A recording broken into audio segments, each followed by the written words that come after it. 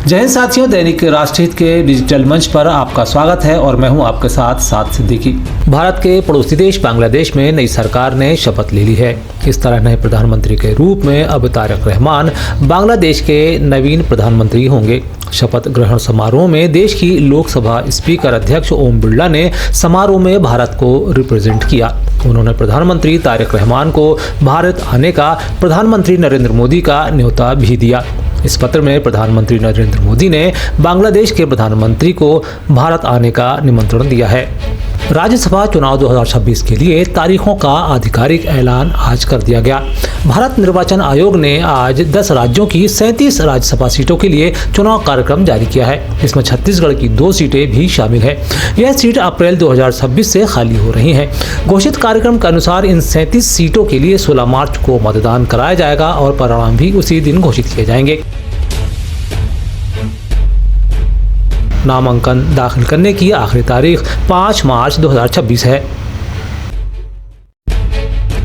मैं उम्मीद करता हूं कि जिस प्रकार से जीएसडीपी में हमारी वृद्धि हो रही है, ये 10% की वृद्धि गत वर्ष थी और इस साल ये हमारी ग्रोथ 11% से आगे जा रही है। इस प्रकार 2 वर्षों तक 2 अंकों में जीएसडीपी का वृद्धि प्रतिशत विगत 2 वर्षों में हमें लगभग 22.56% की वृद्धि हुई है। यह अर्थव्यवस्था के आकार में मजबूत आधार को बताता है, मजबूत प्रगति को बताता है। मध्य प्रदेश की अर्थव्यवस्था लगातार मजबूती की ओर बढ़ रही है। राज्य का सकल राज्य घरेलू उत्पाद वित्तीय वर्ष 2025-26 में 11.14% से बढ़कर 16.69 लाख करोड़ रुपए होने का अनुमान है। भोपाल में विधानसभा में प्रस्तुत आर्थिक सर्वेक्षण 2025-26 में यह जानकारी दी गई। मुख्यमंत्री मोहन यादव ने इस मौके पर कहा कि प्रधानमंत्री नरेंद्र मोदी के नेतृत्व में राज्य की अर्थव्यवस्था समावेशी विकास के साथ तेजी से आगे बढ़ रही है। उन्होंने कहा कि वित्तीय अनुशासन, पारदर्शी प्रशासन और दूरदर्शी नीतियों के कारण मध्य प्रदेश की आर्थिक स्थिति मजबूत हुई है और राज्य एक गतिशील अर्थव्यवस्था के रूप में उभरा है। मुख्यमंत्री डॉक्टर मोहन यादव ने भोपाल में देश के पहले आधुनिक साइबर पंजीयन कार्यालय का उद्घाटन किया, जो राज्य की संपत्ति रजिस्ट्री को पूरी तरह ऑनलाइन, तेज और सुरक्षित बना देगा। यह पहल डेटा गोपनीयता, पेपरलेस और कैशलेस प्रणाली को प्राथमिकता देकर भ्रष्टाचार मुक्त शासन की ओर एक बड़ा कदम है।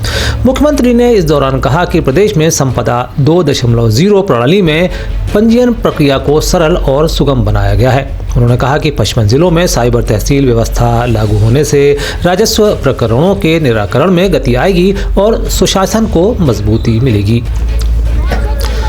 मध्य प्रदेश विधानसभा के बजट सत्र के दौरान दूषित पानी के मुद्दे को लेकर विपक्ष ने जोरदार तरीके से उठाना जारी रखा है और इसे वह आसानी से छोड़ने को भी तैयार नहीं है। प्रदेश के नेता विपक्ष उमंग सिंघार ने विधानसभा सत्र के दौरान पत्रकारों से कहा कि पूरे प्रदेश में जनता को दूषित व मलयुक्त पानी मिलना बेहद गंभीर चिंता का विषय है। राज्यपाल के अभिभाषण में स्वच्छ पानी के दावे किए गए, लेकिन जमीनी हकीकत इससे अलग है। हमने इस मुद्दे पर जनता की आवाज उठाते हुए प्रस्ताव रखा है। सरकार बताए कि क्या इस पर गंभीर चर्चा होगी या नहीं। हमारा सीधे मांग है कि इसमें पूरी जो सरकार कल बार कह रहे थे, राज्यपाल के अभिभाषण में भी था कि हम क्लीन वाटर की सप्लाई देते हैं, स्वच्छ पानी पिलाते हैं। कहाँ स्वच्छ पानी मिल रहा? इस बात पर प्रदेश की जनता की आवाज के रूप में हम स्थगन प्रस्ताव लाए हैं और स्थगन पर सरकार को चर्चा करनी कि नहीं करनी सरकार बताए। अगर सरकार चर्चा नहीं करना चाहती तो प्रदेश की जनता को क्या प्रदूषित पानी पिलाना चाहती है, मल का पानी पिलाना चाहती है? नई दिल्ली में इंडिया एआई इम्पैक्ट समिट 2026 चल रहा है। पीएम ने इस मौके पर कहा है कि 1.4 अरब भारतीयों की सामूहिक शक्ति के कारण देश आज एआई परिवर्तन के अग्रिम पंक्ति पे खड़ा है। उन्होंने डिजिटल पब्लिक इंफ्रास्ट्रक्चर, मजबूत स्टार्टअप इकोसिस्टम और अत्याधुनिक शोध को भारत के एआई प्रगति की प्रमुख ताकत बताया है।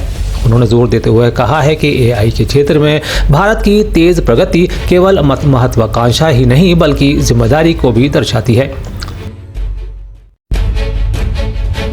देश के केंद्रीय मंत्री शिवराज सिंह चौहान ने अमेरिका के साथ हुई ट्रेड डील के बाद इस पर मचे विवाद पर विपक्ष को घेरा है।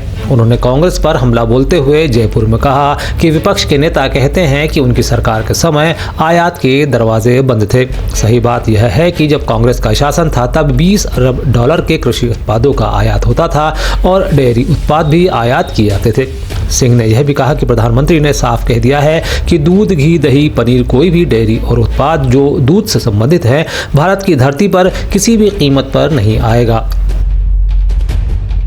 मध्य प्रदेश में गौ माता को लेकर एक बार फिर सियासत गर्मा गई है, जहां कांग्रेस के मुस्लिम विधायक आतिफ अकील ने गाय को लेकर विधानसभा में बड़ा बयान दे दिया। उन्होंने विधानसभा में एक अशासकीय संकल्प प्रस्तुत करते हुए कहा कि हिंदू धर्म में गाय को माता का दर्जा दिया गया है, इसलिए उसे राष्ट्रीय पशु घोषित किया जाना चाहिए। आतिफ अकील ने यह भी कहा कि यदि गाय की मृत्यु हो जाए तो उसका विधिवत अंतिम संस्कार किया जाना चाहिए। साथ ही उन्होंने चमड़े के व्यापार को बंद करने की भी मांग रखी। मैंने अशासकीय संकल्प लगाया है गाय को लेके कि गाय को राष्ट्रपति घोषित करना चाहिए। हिंदू धर्म अगर माता मानता है तो बिल्कुल हम उसको सम्मान करते हैं। राष्ट्र पशु घोषित होना चाहिए। अगर डेथ हो जाए तो अंतिम संस्कार भी हो और चमड़े का व्यापार, इस चीज़ का व्यापार भी बिल्कुल बंद होना चाहिए। इसके लिए 2017 में मेरे फादर ने भी लगाया था और उस टाइम भी भाजपा की सरकार थी और बहुमत के कारण वो संकल्प पारित नहीं हुआ था। तो आप सोचिए, कथनी और करनी में बहुत फर्क है। इसीलिए तो संकल्प बनाने की बात कर रहे हैं। मध्य प्रदेश कांग्रेस के नेता जीतू पटवारी ने एक पत्र लिखकर प्रधानमंत्री नरेंद्र मोदी को मध्य प्रदेश की वित्तीय स्थिति से अवगत कराया है। पत्र में कहा गया है कि 16वें वित्त आयोग की सिफारिशों के बाद केंद्र करों में मध्य प्रदेश की हिस्सेदारी 7.85% से घटाकर 7.35% कर दी गई है। उनका आरोप है कि इस 0.50% कटौती से अगले 5 वर्षों यानी 2031 तक राज्य को लगभग 50,000 करोड़ का संभावित नुकसान हो सकता है। उनका दावा है कि इससे विकास योजनाओं, अधोसंरचना परियोजनाओं और जन कल्याणकारी कार्यक्रमों पर नकारात्मक असर पड़ेगा। पत्र में राज्य के बढ़ते कर्ज और बजट प्रबंधन को लेकर भी चिंता जताई गई है।